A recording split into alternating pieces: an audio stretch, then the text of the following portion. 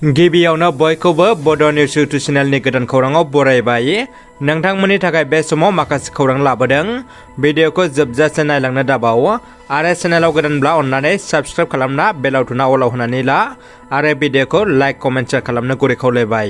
दानिया फैदो दिनैनि खौराङाव। गिबि खौराङाव दङ देंखो मुलुगखौ मोजां मोनग्रा रायजो राजाफोरनि थाखाय मोनसे गोजोनथाव खौरां। अरुणाचल प्रदेशनि मुंदांखा देंखोगिरि रितु रिबाया 13 नभेम्बर खालि बिटिआरनि गोजोननि नोगोर क'क्राझाराव आगान होफैगोन।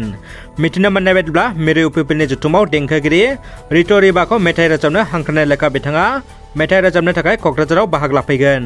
चिरां जिल्लानि सिङाव थानाय बेंटल बाजारनि गंसे दख'ना गलायाव सिखावफोरा हाबदोंमोन। दायो सिखावखौ पुलिसआ खाबाय। मैया हरनि समाव चिरां जिल्लानि सिङाव थानाय बेंटल बाजाराव मेलिका बसुमतारी गंसे दख'ना गलायाव सिखाव हाबो आरो 1,30,000 रां बेसेननि दख'ना जोमग्रा सादोर आरो ब्लाउस बायदि बायदि मुवाफोरखौ लानानै थाङो। मख'नो गोनांदि गला बिगोमाया गावनि गलानिफ्राय खावनानै लांखोमा जानायखौ उदिस मोननानै गोसोआव दाहा जायो आरो सिखावफोरखौ थाबैनो हमनांगौनि दाबिजों बेंटल पुलिस थानायाव गांसे एजाहार गथायो। बे जाथायखौ नोजोर लाखिनानै बेंटल पुलिस थानानि आइसिआ गावनि हान्जाखौ लानानै सासे सन्देह खालामजानाय न'खराव सिग्रोमहैयो आरो खावनानै लांखोमा जानाय मुवा बेसादजों लोगोसे सानै इलिसन नार्जारी आरो मेहेल नार्जारी मुंनि सिखावखौ पुलिसआ हमनानै लाबोयो आरो आबुं मिथिनो थाखाय पुलिसआ सिखावफोरखौ दायो सोंनाय फिननाय खालामगासिनो दं होनना मिथिनो मोनो। बड'लेण्डनि गंसेला मुलुगसोलोंसालि बड'लेण्ड इउनिभार्सिटियाव दुंहाव थासारि सोमजिदों।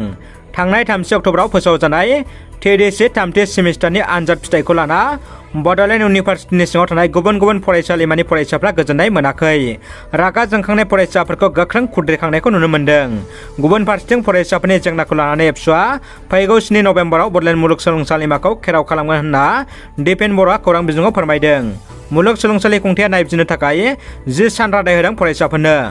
बिटिआरनि खुंथाय सोहोर क'क्राझार सहरनि जेडी र'डआव थानाय दास जुवेलार्सफोरनि साखाथियाव थानाय गलाफोरखौ मिउनिसिपेल बर्डआ लामा फुवारनायनि थाखाय होस्रांदों। क'क्राझार मिउनिसिपेल बर्डआ साइकेलफोरखौ दिखोना लांदों। मिरु एबसुआ क'क्राझाराव मटर साइकेल रेलि बानजायदों। ट्राइबेल माहारिनि हा-हुनि मोनथाय होनाय NDFBनि जोबथेसालियाव थानायफोरखौ उदां खालामनाय, ड्राग्स एबा फेग्रा मुवा सोबनाय जानाय हुदानि बेरेखा, सोलोंथाइ समाजारि फोसाबनाय बायदि बायदिखौ लानानै मिरु एबसुनि बानजायनायाव सुबुं सांग्रांथि बाइक रेलि बानजायदों। उदालगुरि जिल्लानि फेरगावनि सिङाव थानाय सिंग्रिबारि गामिनि थागिबि बिफा गौरी शंकर बसुमतारी आरो बिमा मीरा बसुमतारीनि फिसाज्ला बिशाल बसुमतारीया JEE आनजादखौ उथ्रिसारना इन्जिनियारिं फरायनो सायख'जादों।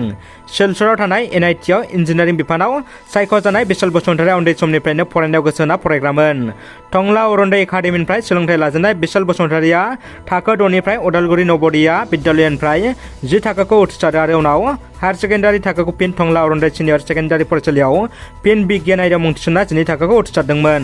इनाव सासे गिदिर कम्पिउटार इन्जिनियार जानायनि सिमां लानाय बिशाल बसुमतारीनि गोजों जौ हास्थायनाय बावहरबाय। दानिया फैदो जोबथा खौराङाव। BJPनि मावथिफोरा पुलिसफोरखौ धमकि होदों।